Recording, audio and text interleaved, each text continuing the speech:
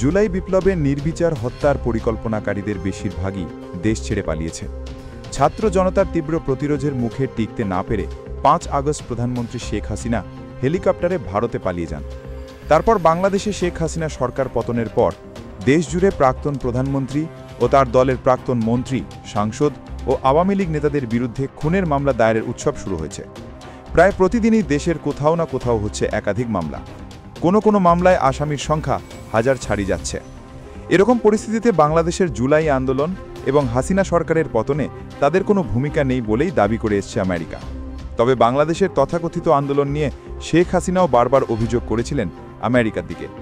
Saint Martin island চেয়েছিল America, সেই প্রস্তাবে হাসিনা রাজি না হওয়াতেই ষড়যন্ত্র করে তার সরকার ফেলে দেওয়া হয়েছিল বলে জানিয়েছিলেন আওয়ামী লীগের প্রধান। বর্তমান অন্তর্বর্তী সরকারের প্রধান মোহাম্মদ ইউনুস বাংলাদেশকে আমেরিকার কাছে বিক্রি করে দিচ্ছেন বলে অভিযোগ তুলেছিলেন হাসিনা।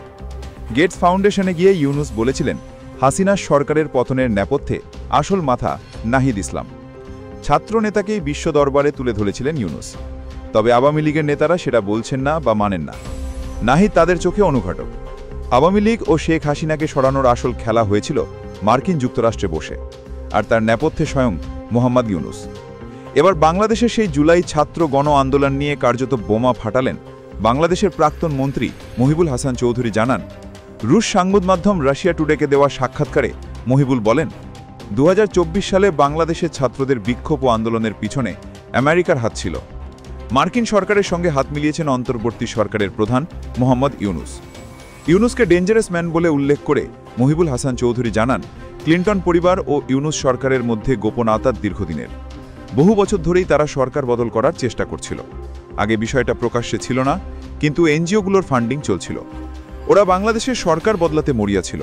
বাংলাদেশের সরকার বদলাতে উঠে পড়ে লেগেছিল প্রতিটা মানুষকে টাকা খাইয়ে। প্রাক্তন মন্ত্রী মহিবুল আরও জানান, হিলারি ক্লিন্টনের পরিবার ইউনুসের সঙ্গে একটি নেক্সাস তৈরি করেছিল।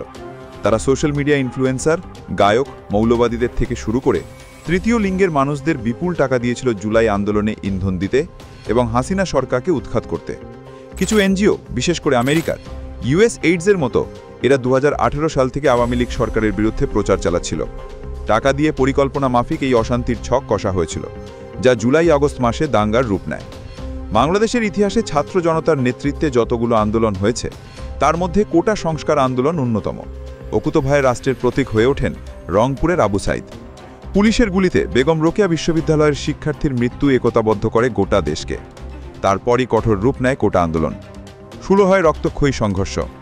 ছাত্রলীগের চোখ রাঙানি উপেক্ষা করেই শিক্ষার্থীরা ঘুরে দাঁড়ায়। সারা দেশ থেকে আসে ৬ জনের মৃত্যু সংবাদ। বন্ধ হয়ে যায় সব বাংলাদেশের সব শিক্ষা প্রতিষ্ঠান, কলেজ, বিশ্ববিদ্যালয়। ন্যায় অধিকার আদায় জুলাইয়ের কোটা আন্দোলন ধীরে ধীরে সরকার পতনের কারণ হয়ে দাঁড়ায়। আন্দোলনের মুখে বাধ্য হয়ে শেখ হাসিনা দেশ ত্যাগ করেন। এদিকে বর্তমান বাংলাদেশে গণভোট প্রশ্নে বিএনপি, জামায়াত সহ তাদের সমমনস্ক দলগুলোর অবস্থান ঠিক বিপরীত। জামায়াতের দাবি জাতীয় নির্বাচনের আগে গণভোটের আয়োজন করতে হবে, আর বিএনপি জাতীয় নির্বাচন ও গণভোট একই দিনে চায়। সরকার জাতীয় নির্বাচন ও গণভোট একই দিনে আয়োজনের পক্ষে। নিজেদের মধ্যে এই আকচাকচির মাঝে রুশ সংবাদ মাধ্যমকে দেওয়া সাক্ষাৎকারে বিস্ফোরক দাবি করে বাংলাদেশের রাজনীতিতে ঝড় তুললেন শেখ হাসিনার প্রাক্তন মন্ত্রী মহিবুল হাসান চৌধুরী। ব্যুরো রিপোর্ট, আর প্লাস নিউজ।